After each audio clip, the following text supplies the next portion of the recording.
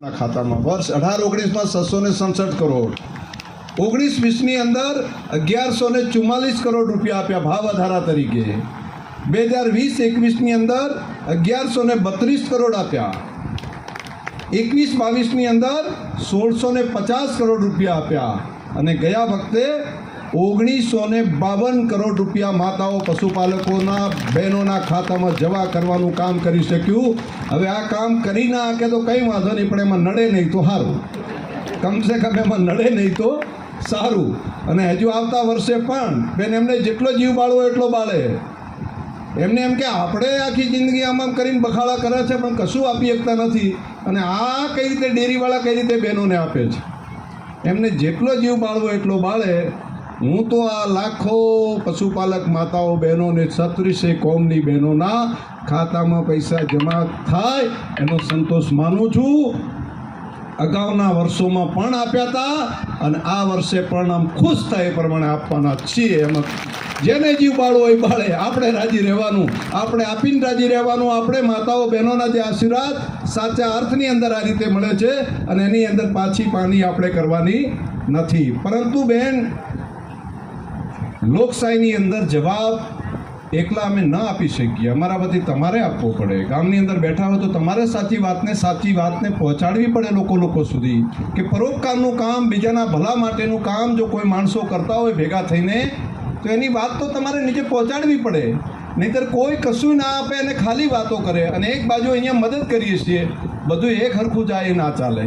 બધાએ જવાબ પોતાની રીતે આપવો પડે, દરેકે પોતાની રીતે મહેનત કરવી પડે અને આ કામ અગત્યનું છે. આ કામની અંદર પાછી પાની ન કરાય. બહેનોએ જવાબ આપવો પડે, પોતે સમજણપૂર્વક આપવો પડે. કોઈ એમ કે આને ભાવ વધારો મળ્યો જ નથી, આવો ખોટા અપપ્રચાર કરે. ચૂંટણી ચાલતી હોય લોકસભાની અને પ્રચાર ડેરીનો કરે. હવે એમાં મારે સમજવું શું, મને સમજાવો. ચૂંટણી ચાલતી હોય લોકસભાની અને મુદ્દો ત્યાં આગળ ડેરીની જ વાત હોય. ભાઈ ડેરીનો આવે તો ડેરીની વાત કરજો. અત્યારે તો લોકસભાની ચૂંટણી છે. તમે શું કરશો ચૂંટાઈને? તમે જિલ્લા માટે શું ભલું કરશો? અથવા એમ કહો કે તમે શું ભલું કર્યું છે? બેમાંથી એક વાત મૂકો, એ મુદ્દો મૂકો કે ભાઈ ભૂતકાળમાં અમે આટલું પ્રજાનું ભલું કર્યું છે અને એમ કે અમે આટલું ભલું કરશું. પણ એ વાત જ નહીં કરવાની. લડાઈ ત્યાં ચાલતી હોય ને ગાળીઓ આપણે બોલવાની. મારું આવું તો હોય.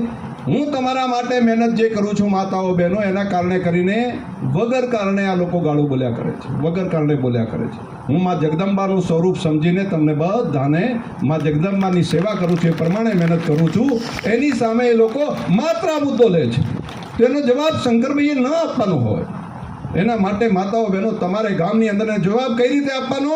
તો બોલીને જવાબ નીચે આપવાનું નથી કહેતો, કોઈની કોમેન્ટો ખરાબ કરીને જવાબ આપવાનું નથી કહેતો.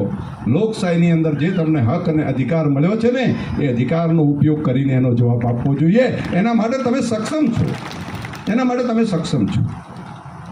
બીજી મારી તમને બધાને એક પ્રાર્થના પણ હાથ જોડીને હતી કે લોકશાહીની અંદર પૂરેપૂરું મતદાન કરવું એ ચૂંટણીનું જે પર્વ છે એ આપણો અધિકાર છે, મૌલિક અધિકાર છે. અને આજે દેશનું ચૂંટણી પંચ પણ દરેક જગ્યાએ અભિયાન ચલાવે છે કે આપણે પૂરેપૂરું મતદાન કરશું અને દેશ હિતમાં મતદાન કરશું, દેશ હિત માટે આપણે પૂરેપૂરું મતદાન કરશું. એ પ્રમાણનો સંકલ્પ દરેક જગ્યાએ લઈ રહ્યા છે, બધા લોકો, દેશના નાગરિકો લઈ રહ્યા છે. આપણે પણ એના માટેનો સંકલ્પ લેવો પડે, આપણે પણ નક્કી કરવું પડે. અને મારે આજના પ્રસંગે એ વાત પણ કહેવી પડે કે ઉત્તર પ્રદેશની અંદર આપણે જે ડેરી બનાવી છે, એક ડેરી છો, તમે ધરતી ઉપર બેઠા છો, તમે જોઈ રહ્યા છો. આવડું મોટું સંકુલ આપણે માત્ર ગણતરીના વર્ષની અંદર આપણે ઊભું કર્યું. તમને લાગતું હશે કે પૈસા ક્યાંથી લાયા? અને પહેલાં તો એમ કહેતા આટલા ભાવ વધારો આપે, આટલી વ્યવસ્થા કરે, અને તોય ડેરીઓ કઈ રીતે ઊભી થાય છે? આટલો ભાવ વધારો આપ્યા પછી પણ જેમ આ ડેરી ઊભી થઈને એવી એક ડેરી ફરીદાબાદમાં દિલ્હીની બાજુમાં ઊભી કરી આપણે, બીજી એક ડેરી કાનપુરમાં ઊભી કરી, નવી ડેરી બનાવી, એક આપણે લખનૌમાં ડેરી બનાવી અને હમણાં એક બનાવી આપણા વારાણસીની અંદર મોદી સાહેબનું મત વિસ્તાર આવે ને એની બાજુમાં ત્યાં આગળ બનાવી છે.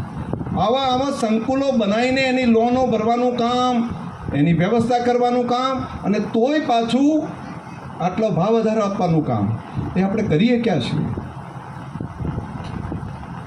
ફરીદાબાદ, લખનૌ અને કાનપુરની ડેરી હું હજુ વધારે માતા બહેનો માટે કામ કરીશ અને આપણે ડેરી દુનિયાભરની અંદર એનો ડંકો વાગે અને આપણે જ નહીં તમારા સંતાનોને પણ આનો ફાયદો થાય એના માટે પૂરી તાકાત આપણે બધા લગાડશું. સૌનો હૃદયથી ખૂબ ખૂબ આભાર. ધન્યવાદ.